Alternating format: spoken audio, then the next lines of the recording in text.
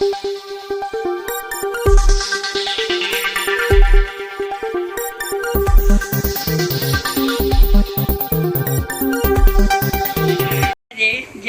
संख्या वाढते आणि लोकांना असं वाटतंय ज्येष्ठ आधार की अडचण हा एक विषय आम्ही घेतला होता.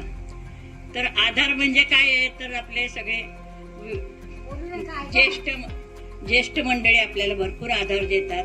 आपली छोटी छोटी कामं ते करतात. लाईट बिल भरायचं म्हणा, भाजी आणायचं म्हणा, हे म्हणा, मुलांना शाळेत सोडायचं म्हणा, ही कामं ते सगळे करू शकतात. पण आता काय झालंय, ऑनलाईन सगळं झालंय, त्याच्यामुळे त्यांची गरज फारशी उरलेली नाही. त्यामुळे काही लोकांच्या घरात ज्येष्ठ म्हणजे अडचण वाटते की त्यांना. आणि काय झाले काय आजकाल छोटे फ्लॅट झाले, जागा कमी झालेली आहे, माणसं त्यांचे आई वडील आणि 2 मुलं, 4 माणसांचा संसार आहे. त्याच्यामध्ये बाबा असो की आजी असो, कोणी एक असेल तर ते थोडी अडचण वाटते. कारण सगळ्यांना कामावरून आल्यावर, मुलांना शाळेतून आल्यावर स्वतःची स्पेस हवी असते. प्रत्येकाला बेडरूम हवा. आता आजकाल बेडरूमची आहे. आमच्या काळामध्ये एका खोलीमध्ये आम्ही 10 जण राहत होतो. 35-35 वर्ष आम्ही त्या खोल्यांमध्ये 10 बाय 10च्या खोल्यात आम्ही संसार केले. त्याच्यामध्ये आमच्या घरी पण सासू सासरे, दीर जावा सगळे येत होते, जात होते, सगळं होत होतं. पण आता तशी परिस्थिती राहिलेली नाहीये.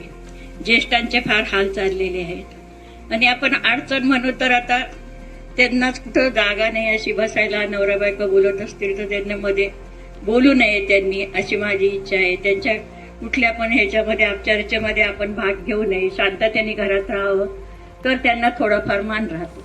आपण जर त्यांच्या मध्ये मध्ये बोललं, हे केलं तर त्यांना अडचण वाटू लागते.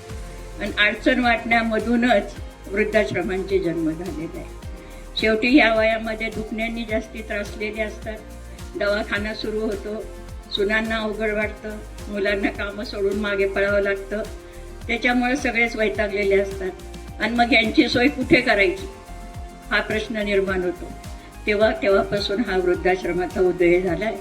आणि लोक ज्यांना जास्तीच अगदी अडचण वाटते ते वृद्धाश्रमात आणून सोडतात.